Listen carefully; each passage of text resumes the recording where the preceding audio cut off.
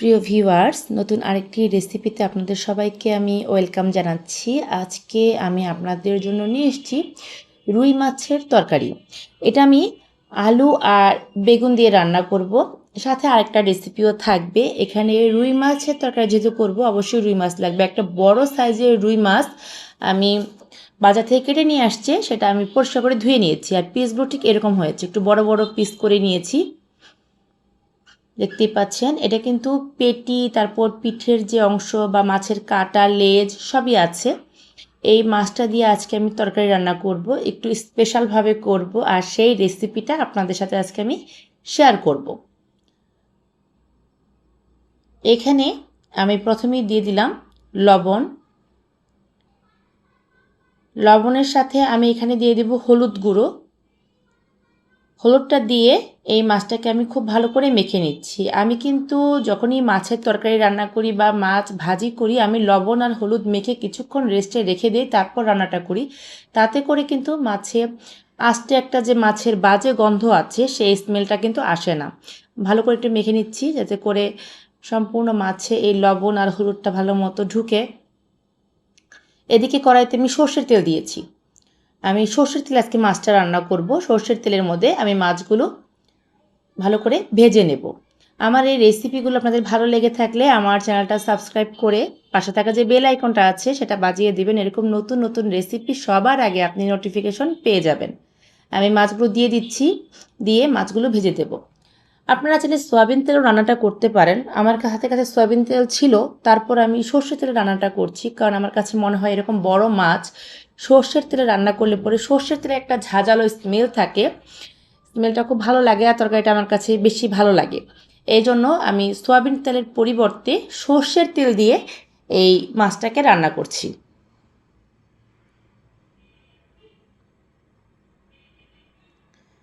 মাছগুলো দিয়েই কিন্তু উল্টে দেওয়া যাবে না, তাতে করলে কিন্তু মাছগুলো ভেঙে যাবে।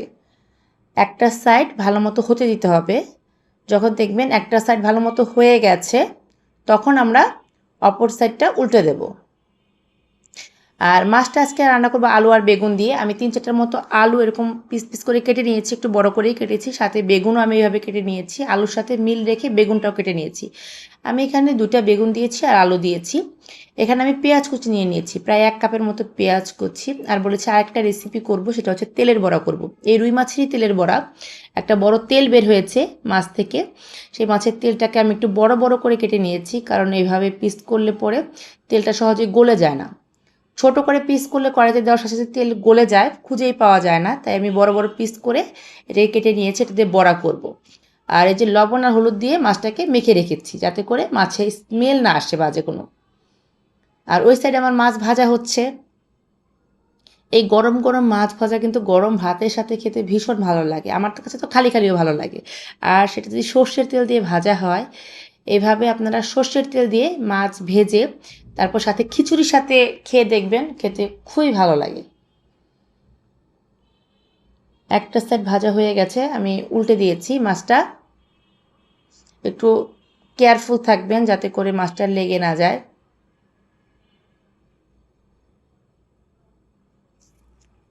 অনেকে আমি দেখি মাছ চুলায় দিয়ে সাথে সাথে নেড়ে দেয়, যাতে করে মাছগুলো ভেঙে যায়। আপনারা একটু মাছটা কড়াইতে গরম তেলে দিয়ে তারপর কিছুক্ষণ ভাজবেন, 4-5 মিনিট ভেজে মিডিয়াম হিটে ভাজবেন, তারপর মাছটা উল্টে দেবেন। তাতে করে কিন্তু মাছগুলো ভাঙবে না, একদম গোটা গোটা মাছ থাকবে। মাছের তরকারি মাছ ভেঙে গেলে কাটা কাটা লাগে, খেতে ভালো লাগে না।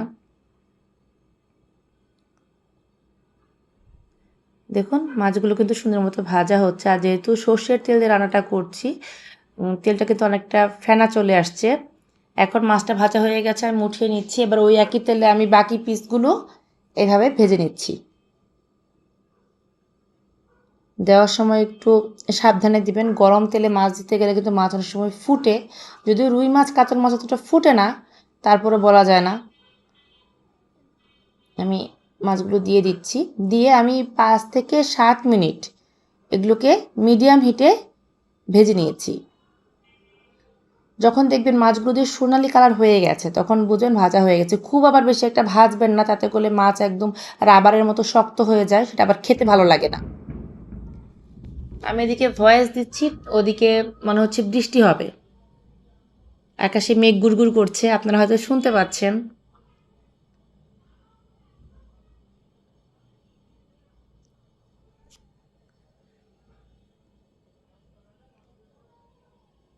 আমি সুন্দর মতো সবগুলো মাছ ভেজে নিয়েছি, তারপর আমি মাছগুলোকে উঠিয়ে নিয়েছি। এবার ওই একই তেলে আমি পেঁয়াজ কুচি করে রেখেছিলাম 1 কাপ, সেই পেঁয়াজ কুচি দিয়ে দিলাম। এই পেঁয়াজ কুচি দিয়ে মাছটা রান্না করলে পরে মাছের গ্রেভিটা একটু ঘন হয়, আমার কাছে খেতে ভালো লাগে, তাই আমি পেঁয়াজের পরিমাণটা বেশি দিয়েছি। আপনারা যদি এতটা পেঁয়াজ পছন্দ না করেন সেই ক্ষেত্রে পেঁয়াজটা কম করে দেবেন। আবার কেউ যদি পেঁয়াজ দিতে না চান সেই ক্ষেত্রে পেঁয়াজটা স্কিপ করে একটু আদা বাটা দিয়ে দেবেন। এখানে আমি লবণটা দিয়ে দিলাম, তরকারিতে লবণটা যতখানি লাগবে সেই অনুপাতে আমি লবণ দিয়ে দিলাম। লবণের সাথে পেঁয়াজটা ভাজলে পরে পেঁয়াজটা খুব দ্রুত ভাজা হয়, নরম হয়ে আসে। এখন পেঁয়াজটাকে আমি 4-5 মিনিট হাই হিটেই একটু ভেজে নিচ্ছি।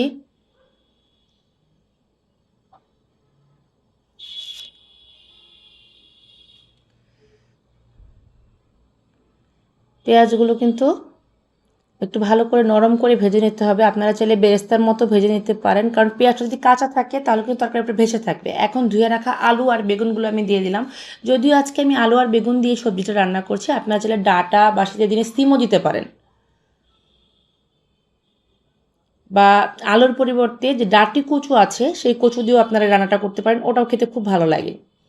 আমি যেহেতু আলু আর বেগুনটা আগে থেকে ভেজে নিইনি, তাই পেঁয়াজের সাথে আমি এই সবজিগুলোকে হালকা একটু ভেজে নিচ্ছি।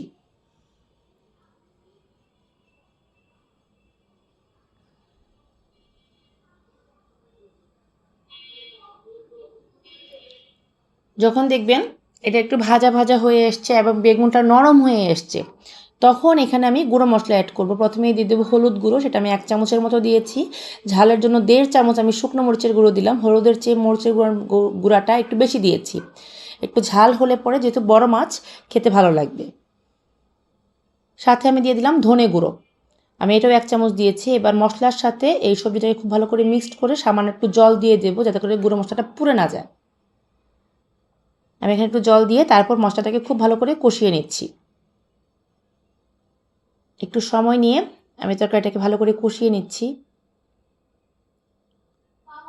আসলে এই সমস্ত রান্না করতে গেলে, বিশেষ করে এই ধরনের বড় মাছ রান্না করতে গেলে একটু সময় নিয়ে রান্নাটা করবেন।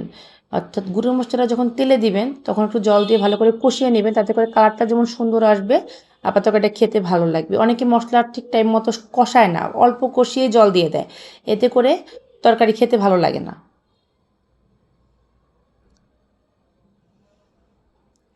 যখন মশলাটা ভালোমতো কষানো হয়ে যাবে তখন এই যে মাছের যে বড় একটা ফুটকা ছিল সেটা আমি দিয়ে দিলাম, এটাও এই তরকারির সাথে ভালো মতো কষবে।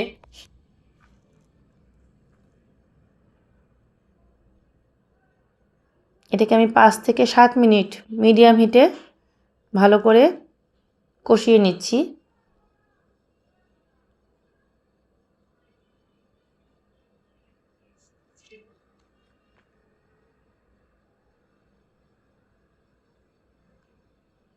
এখন আমি ভেজে রাখা মাছগুলো দিয়ে দিলাম। মাছ দিয়ে আমি সাথে সাথে ঝোল দিয়ে দেব। আমি এখানে পরিমাণ মতো ঝোল দিলাম, আমি একটু গ্রেভি রাখবো, কারণ অনেকগুলো মাছ, এখানে একটু ঝোল না রাখলে গরম ভাতের সাথে খেতে ভালো লাগবে না। আপনারা আপনাদের চয়েস অনুযায়ী এখানে গ্রেভিটা দিয়ে দেবেন। তো এই মাছটা যাতে একটু সিদ্ধ হয় সেটা বুঝে একটু ঝোলটা দিলে পরে এটা ভালো। এখন এটা রান্না হবে, চুলার আঁচটাকে বাড়িয়ে দিয়েছি। 10 থেকে 15 মিনিট এটাকে আমি হাই হিটে রান্না করব। যখন দেখবেন তরকারিটা টকবক করে ফুটতে শুরু হয়েছে এবং গ্রেভিটা একটু ঘন হয়ে এসছে, তখন চুলার আঁচটা অবশ্যই মাঝারিতে করে দিতে হবে, তাতে করে আলুটা সিদ্ধ হবে।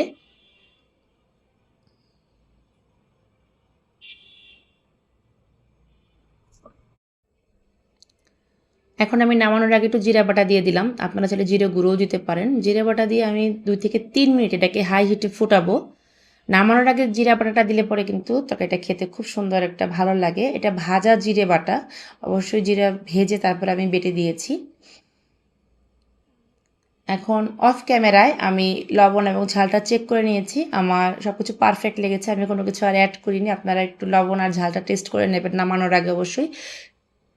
আর এদিকে আমি মাছের তেলের যে বড়াটা করব এর জন্য একটু চালের গুঁড়া, একটু ময়দা, লবণ আর একটু কর্নফ্লাওয়ার, সাথে একটু হলুদ গুঁড়ো আর শুকনো মরিচ গুঁড়ো দিয়ে একটু জল দিয়ে ব্যাটার বানিয়ে তারপর এই তেলটাকে একটু ডিপ করে আমি সামান্য কড়াইতে তেল দিয়ে আমি বড়াগুলো করে নিয়েছি।